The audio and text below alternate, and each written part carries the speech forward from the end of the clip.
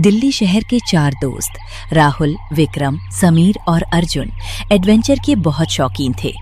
उन्हें ऐसी जगहों पर जाना पसंद था जहां आम लोग जाने से डरते हों। एक दिन समीर ने इंटरनेट पर एक घने जंगल के बारे में पढ़ा। उस जंगल का नाम था कालवन जंगल। उस जंगल के बारे में कहा जाता था कि वहां रात को अजीब घटनाएं होती हैं, लोग गायब हो जाते हैं और उनकी लाश तक नहीं मिलती। लेकिन चारों दोस्तों ने इन बातों को अफवाह समझा। यार, ये जगह तो कमाल की लग रही है। यहाँ कैंपिंग करेंगे तो मजा आ जाएगा। और अगर भूत प्रेत मिले तो वीडियो बनाकर वायरल कर देंगे। मुझे तो लगता है ये सब गांव वालों की बनाई कहानियां हैं ताकि लोग जंगल में ना आए। ठीक है, लेकिन किसी भी हालत में हम चारों साथ रहेंगे। अर्जुन बाकी तीनों से थोड़ा अलग था। वो रोज हनुमान चालीसा पढ़ता था और गले में हनुमान जी का लॉकेट पहनता था। बाकी दोस्त उसका मजाक उड़ाते थे। अगले दिन चारों अपनी एसयूवी लेकर जंगल की तरफ निकल पड़े। शाम ढलने लगी थी जब वे जंगल के मुख्य रास्ते तक पहुंचे। तभी सड़क के किनारे एक पुराना जंग लगा बोर्ड दिखाई दिया। उस पर लाल रंग से लिखा था, यहाँ रात में रुकना मना है। लगता है यहाँ के लोग पर्यटकों को डराने के लिए काफी मेहनत करते हैं। किसी ने उस चेतावनी को गंभीरता से नहीं लिया। करीब आधा किलोमीटर आगे जाने पर उन्हें एक दूसरा बोर्ड दिखाई दिया। इस बार बोर्ड नया था। उस पर मोटे अक्षरों में लिखा था, यहाँ कैंप लगाना मना है, सूर्यास्त के बाद तुरंत जंगल छोड़ दें। दो बोर्ड लगे हैं, कुछ तो गड़बड़ जरूर है। अर्जुन को अंदर से बेचैनी महसूस हो रही थी, लेकिन दोस्त अकेले ना रह जाएं, इसलिए वो भी साथ रहा। जंगल के अंदर कुछ दूर जाकर उन्हें एक खुला मैदान दिखाई दिया। चारों ने वहीं टेंट लगा दिया। रात के 9 बज चुके थे। जंगल अजीब तरह से शांत था। क्या तुम्हें नहीं लगता यहाँ कुछ अजीब है? तू हर चीज में भूत ढूंढता रहता है। तभी अचानक दूर कहीं से किसी औरत के रोने की आवाज आई। चारों चुप हो गए। आवाज इतनी दर्दनाक थी कि सुनकर शरीर में झुरझुरी दौड़ गई। ये क्या था? तुम लोगों ने भी सुना ना? मुझे तो कुछ ठीक नहीं लग रहा भाई। आधी रात हो चुकी थी। चारों अपने टेंट में सो गए। रात लगभग 2 बजे राहुल की आंख खुली। उसे लगा कोई टेंट के बाहर घूम रहा है। उसने बाहर झांका और जो देखा उससे उसकी सांस रुक गई। एक लंबी औरत सफेद साड़ी में पेड़ों के बीच खड़ी थी। राहुल चीखना चाहता था, लेकिन आवाज नहीं निकली। कुछ सेकंड बाद वो आकृति गायब हो गई। ये सोचकर राहुल वापस लेट गया। कुछ देर बाद विक्रम की नींद खुली। उसे महसूस हुआ कि कोई उसका पैर पकड़कर घसीट रहा है। बचाओ, बचाओ मुझे। लेकिन उसकी आवाज अचानक रुक गई, जैसे किसी ने उसका गला दबा दिया हो। अगली सुबह तीनों दोस्तों की आंख खुली। विक्रम गायब था। उन्होंने पूरे इलाके में खोजा, लेकिन विक्रम का कोई निशान नहीं मिला। सिर्फ जमीन पर घसीटे जाने के निशान थे, जो जंगल के अंदर जाकर खत्म हो गए। दिन भर तलाश चलती रही, लेकिन कुछ नहीं मिला। शाम फिर उतर आई और यही उनकी सबसे बड़ी गलती थी। रात दोबारा आ चुकी थी। अब सिर्फ 3 दोस्त बचे थे। इस बार तीनों एक ही टेंट में सोए। करीब 1 बजे अचानक टेंट के बाहर किसी महिला की हंसी सुनाई दी। आवाज इतनी भयानक थी कि तीनों की नींद खुल गई। कौन है बाहर? कौन है? कोई जवाब नहीं आया। फिर टेंट के ऊपर किसी के नाखून रगड़ने की आवाज आने लगी।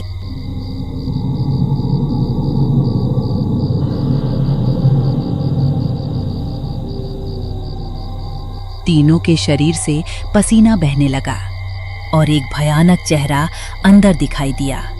समीर डर के मारे चीख पड़ा और अगले ही पल समीर हवा में उठ गया। बचाओ, बचाओ, मुझे बचाओ। कुछ सेकंड बाद वो अंधेरे में गायब हो गया। अब जंगल में सिर्फ 2 दोस्त बचे थे, राहुल और अर्जुन। दोनों पूरी रात जागते रहे, लेकिन सुबह होने तक समीर भी वापस नहीं आया। अब राहुल की हिम्मत टूट चुकी थी। ये इंसान नहीं है अर्जुन, ये कुछ और है। अर्जुन, हमें अभी निकल जाना चाहिए। विक्रम और समीर को शायद हम कभी नहीं ढूंढ पाएंगे। अगर हम रुके रहे तो अगला नंबर हमारा। मुझे भी डर लग रहा है राहुल, लेकिन अब ये सिर्फ हमारी जान का सवाल नहीं है। इस जंगल में कुछ ऐसा है जो सालों से लोगों को मार रहा है। अगर आज हम भाग गए तो कल कोई और मरेगा। दोनों ने सामान समेटा और जंगल से बाहर निकलने का फैसला किया। लेकिन जैसे ही वे गाड़ी तक पहुंचे, उन्होंने देखा कि चारों टायर पूरी तरह पिचके हुए थे। ये कैसे हो गया? रात को तो गाड़ी बिल्कुल ठीक थी। अर्जुन समझ गया, चुड़ैल उन्हें जंगल से बाहर नहीं जाने देना चाहती थी। दोपहर होते होते दोनों पैदल जंगल के बाहर निकलने लगे। लेकिन अजीब बात ये थी कि घंटों चलने के बाद भी वे उसी जगह लौट आते जहां उनका टेंट लगा था। हम घूम फिरकर वापस यहीं कैसे आ रहे हैं? अर्जुन को अब यकीन हो चुका था कि कोई अलौकिक शक्ति उन्हें घेर चुकी थी। शाम होते होते दोनों को दूर धुआं उठता दिखाई दिया। कुछ देर बाद उन्हें जंगल के किनारे एक छोटा सा गांव दिखाई दिया। गांव में प्रवेश करते ही लोगों ने दोनं को अजीब नजरों से देखा। तुम लोग कालवन जंगल से आ रहे हो? हाँ बाबा, हमारे 2 दोस्त गायब हो गए हैं। तो वो फिर जाग गई है। रामदास बाबा ने पूरी कहानी सुनी, फिर गहरी सांस लेकर बोले, आज से लगभग 50 साल पहले इस गांव में एक लड़की रहती थी। उसका नाम था राधा। वो बहुत सुंदर और दयालु थी, लेकिन गांव के जमींदार का बेटा उस पर बुरी नजर रखता था। एक रात उसने अपने 3 दोस्तों के साथ मिलकर राधा को जंगल में बुलाया। वहां उन्होंने उसके साथ अत्याचार करने की कोशिश की। राधा उनसे बचकर भागी, लेकिन वे चारों उसका पीछा करते रहे। आखिरकार उन्होंने उसे एक पुराने बरगद के पेड़ के पास घेर लिया। राधा ने मदद के लिए बहुत चीखें मारी, लेकिन उस रात कोई नहीं आया। डर और अपमान से टूटकर उसने उसी बरगद से फांसी लगा ली। मरने से पहले उसने शाप दिया था कि जो भी 4 लोगों का समूह इस जंगल में रात बिताएगा, उसके चारों सदस्य एक एक करके मरेंगे। राहुल और अर्जुन के चेहरे पीले पड़ गए। क्या उसे रोका जा सकता है? मारा नहीं जा सकता, लेकिन उसकी आत्मा को मुक्ति दी जा सकती है। उस बरगद के नीचे उसकी हड्डियां दबी हैं। उन्हें निकालकर गंगा जल और हनुमान चालीसा के साथ अग्नि संस्कार करना होगा, लेकिन सावधान रहना, वो अपनी मुक्ति नहीं चाहती। रात होने लगी। गांव वालों ने मना किया, लेकिन अर्जुन ने जाने का फैसला कर लिया। अगर आज ये खत्म नहीं हुआ तो और लोग मरेंगे। राहुल भी मजबूरी में उसके साथ चल पड़ा। आधी रात को दोनों रामदास बाबा के बताए स्थान पर पहुंचे। पुराना बरगद सामने खड़ा था। तभी अचानक चारों ओर से वही डरावनी हंसी गूंज उठी। राहुल के हाथ कांपने लगे। अचानक पेड़ के पीछे से सफेद साड़ी वाली वो आकृति निकलकर सामने आ गई। इस बार उसका चेहरा साफ दिखाई दे रहा था। एक और बाकी है। अचानक वो राहुल की तरफ झपटी। राहुल कई फीट दूर जाकर गिरा। अर्जुन, बचाओ बचाओ! अर्जुन ने जेब से गंगा जल निकाला। जय बजरंगबली, जय बजरंगबली! उसने गंगा जल चुड़ैल पर फेंक दिया। जैसे ही गंगा जल उसके शरीर पर पड़ा, वो दर्द से तड़प उठी। पूरा जंगल उसकी चीखों से गूंज गया।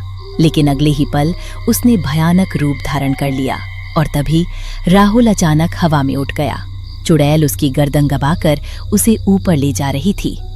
अर्जुन, मुझे बचा लो, मुझे बचा लो! अर्जुन ने हनुमान चालीसा पढ़ना शुरू कर दिया। उसकी आवाज पूरे जंगल में गूंजने लगी। जय हनुमान ज्ञान गुण सागर, जय हनुमान ज्ञान गुण सागर।